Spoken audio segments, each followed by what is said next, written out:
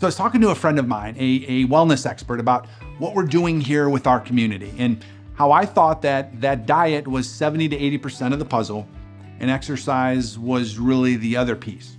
And he said, nope, sleep is at least 50% of it for most people, and everything else falls into line after that.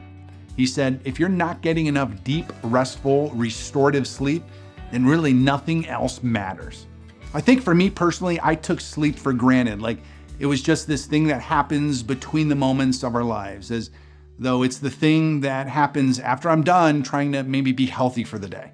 But in fact, sleep is in many ways really the foundation for our health and really the quality of our lives. There's so much good stuff that happens in our bodies when we sleep. But I wonder, have you ever spent much time or attention trying to optimize your sleep? I hate to mention Seinfeld again, but he's got a great bit about this. He calls it night guy and morning guy. And night guy wants to have fun. He wants to party. He doesn't want to go to bed. And sure, he might be tired and hungover the next day, but that's morning guy's problem. But you are morning guy. I am morning guy. We will be that person in the morning. That's the whole joke. It's pretty absurd because it's impossible to live like that without experiencing all of these negative consequences. So this is about you. Like I need to know how much attention you're giving to sleep right now. Maybe you look super forward to jumping into the bed at the end of a long day, but are you actually getting good quality sleep? You might be lying down and think you're resting, but are you going through those cycles of rejuvenation and restoration? I mean, if we're gonna spend a third of our lives doing this one thing, then our pillows should be amazing. Our mattresses should be amazing, right? We should feel like the environment that we sleep in is really contributing to us getting that deep sleep that we need. So today, our idea is rest. We're gonna take a good look at sleep, why we need it, what happens when we get it, and then we're gonna go over some really cool optimization strategies that you may have never heard of that could actually help you with ensuring that you get a deep and restful night's sleep. So most people have heard of sleep cycles, but understanding what's going on in the brain while we sleep can actually help us appreciate just how important quality sleep actually is. So here's the deal.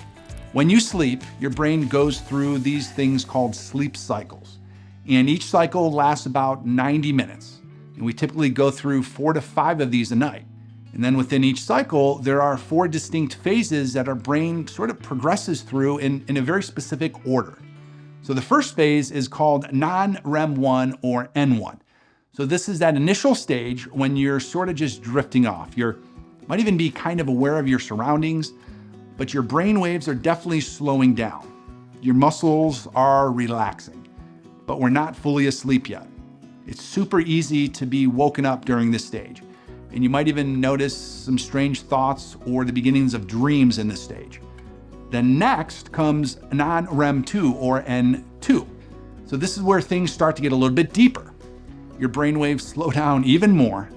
Your heart rate will actually drop, sometimes significantly, and your body temperature decreases just a little bit. You're less aware of your surroundings, and this is the phase that we're gonna spend sort of most of the time in throughout the night.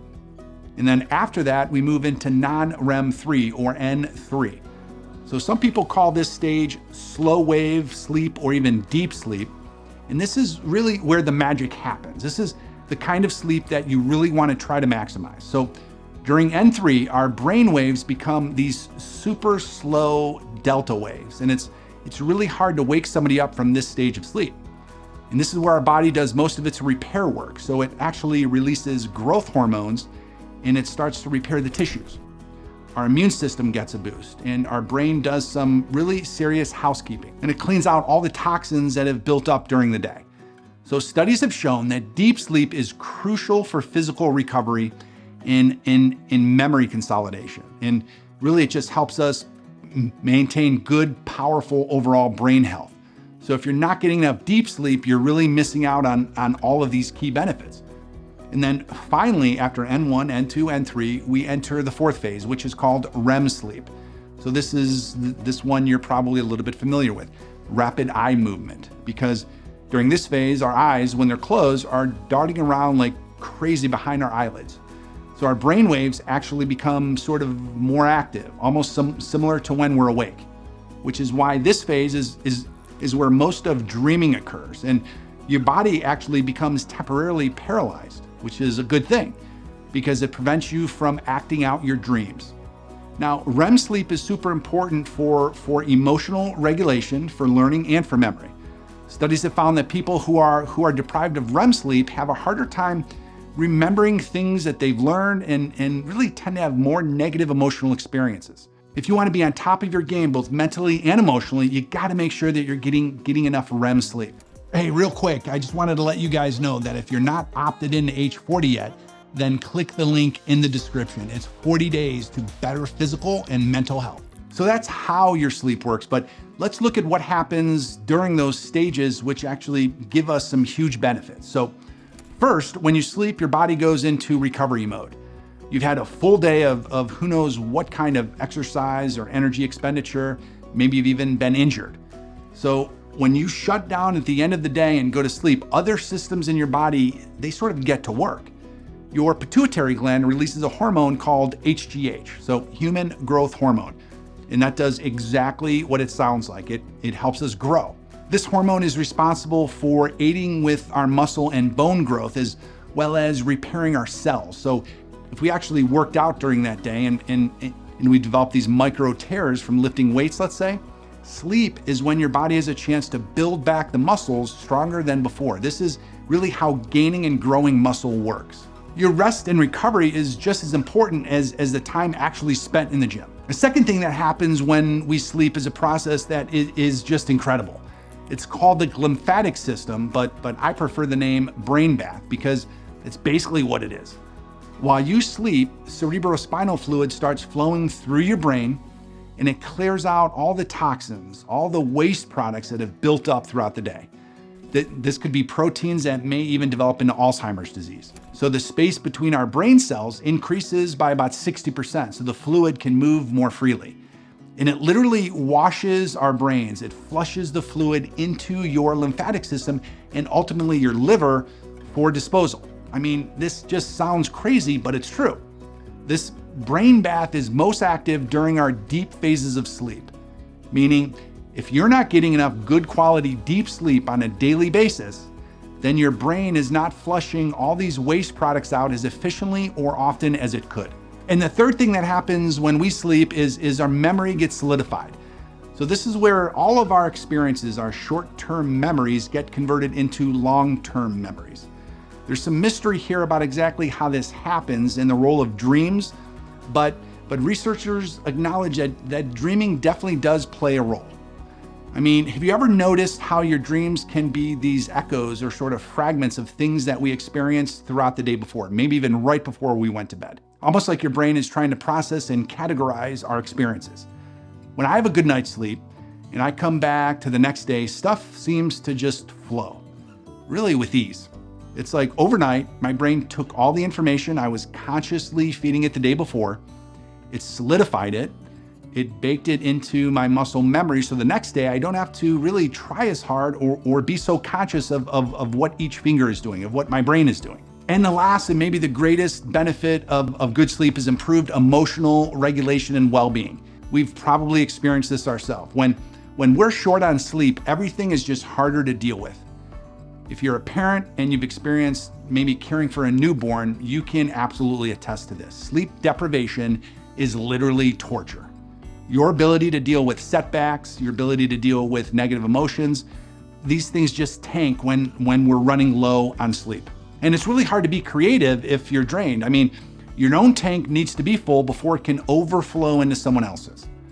So if we want to become people who love our lives, who are motivated, healthy, and engaged in serving the people around us, we have to get sleep. So how do we do it? Well, there are the basics, like get a good mattress, get a great pillow that you love. I used to have neck issues, and so getting the right pillow was a complete game changer for me. So I don't really wake up in the morning with a stiff and sore neck.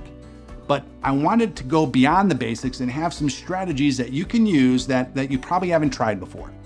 And you know how much we love acronyms here at Freedomology, so let's use one more to make this easy. REST. So R stands for regular. Now, we went over this during the Adam module where we established a morning routine, and that was powerful for many of you. Remember that our bodies, they crave regularity. This means trying as much as we can to have the same sleep cycle. So go to bed around the same time each night and wake up around the same time in the morning. And my guess is that if you're at this point, age 40, you've probably started to go to bed maybe a little bit earlier or a little bit more consistently because you know you have to get up at a certain time, and that is good. And if you haven't established this yet, I'd encourage you to do so, because when our body knows what to expect and our life has a rhythm to it, then everything else sort of falls into place. You fall asleep quickly and easily when it's bedtime, and you wake up sometimes even before the alarm because your body realizes it's up and at 'em. So be regular. Try to keep your sleep and wake times as regular as you can. And maybe if you want to sleep in on the weekends, which, I get it, that actually is helpful for many of us. But if you're going to do it an extra 30 to 60 minutes, but really not much more than that. E stands for eliminate. There are a bunch of things that negatively impact the quality of our sleep, and by simply eliminating, removing these things from our life, that's going to have a huge impact. So the first thing that you want to eliminate is blue light. And I was very skeptical when I first heard about this a few years ago, but multiple studies have shown that exposure to blue light, so the kind that we get from our phones and TVs, in the hour or two before bed, can significantly reduce the amount of deep sleep that we get.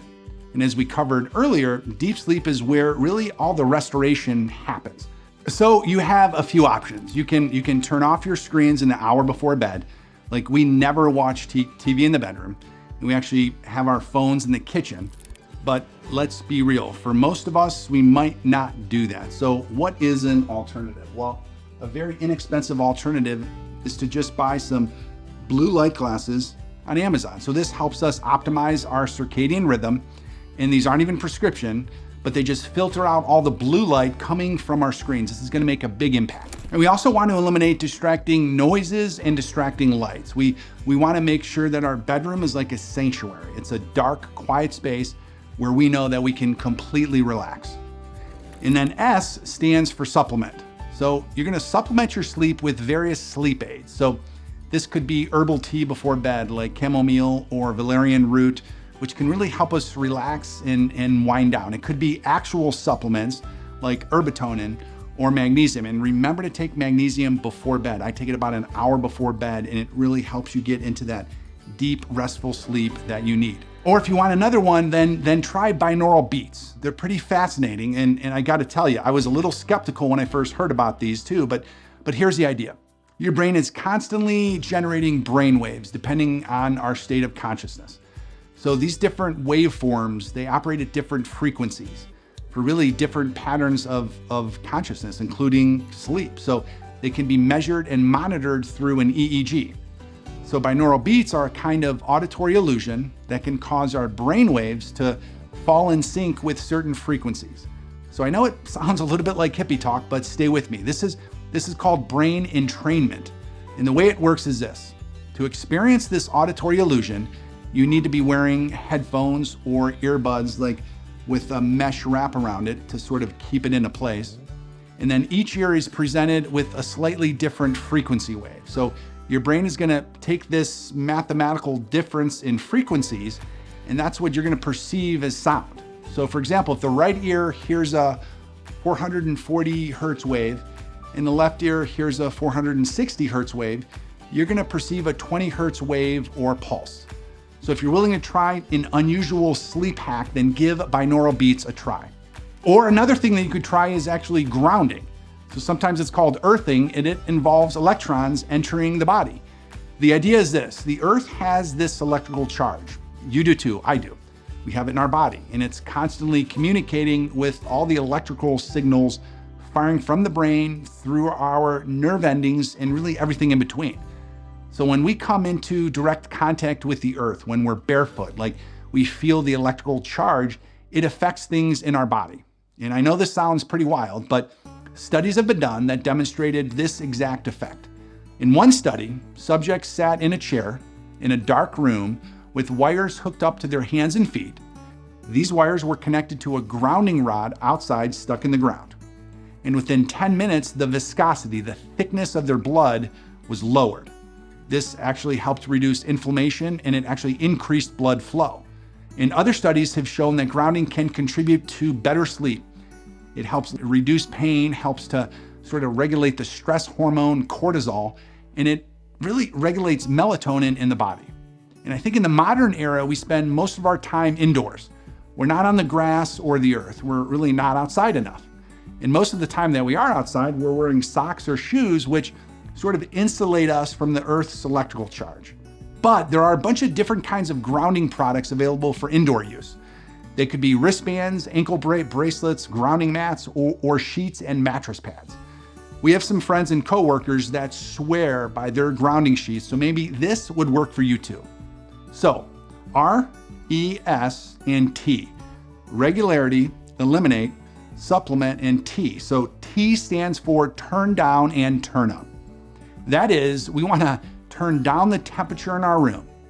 We want to aim for an environment that's cool and comfortable. Not cold, but definitely not too hot. Our bodies, they naturally cool down when they enter sleep, and if we're too hot, it really just disrupts that rhythm. We're not going to enter that deep, restful sleep that our body really needs, and we're going to spend the night tossing and turning in light sleep. And then turn some sounds up. I think everyone's different here. So some people love white noise. Some people love the fan or music, even running water or rainstorms. But find what works for you. The idea is to raise the noise floor in your room, because our brains really only perceive change. If something doesn't change, then we stop sensing it. It's called sensory adaptation or neural adaptation. And this is why we don't feel our glasses on our head all the time, or I don't feel the ring on my finger. I only feel it when I take it off. But there's actually a part of our brain that is always listening for threats. And we want this because if we're sleeping in the woods and a bear sneaks up on you, we want that part of the brain to flag it and wake us up in time to maybe survive.